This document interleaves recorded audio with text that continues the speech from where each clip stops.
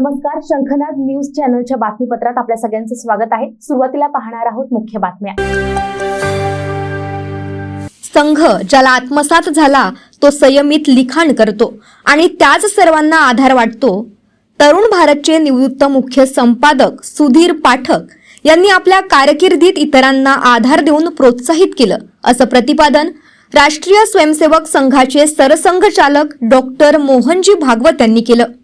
दैनिक तरुण भारतचे निवृत्त मुख्य संपादक सुधीर पाठक यांचा अमृत महोत्सवी वाढदिवस सोहळा पाठक कुटुंबियांतर्फे आयोजित करण्यात आला।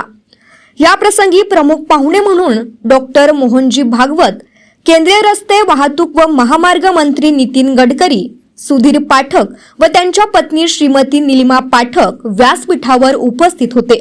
संघात येणं आणि संघ आत्मसात होणं या दोन स्वतंत्र बाबी आहेत। संघ आत्मसात झालेल्या व्यक्तींचा आधार समाजाला वाटत असतो, त्यामुळे विश्वास निर्माण होतो।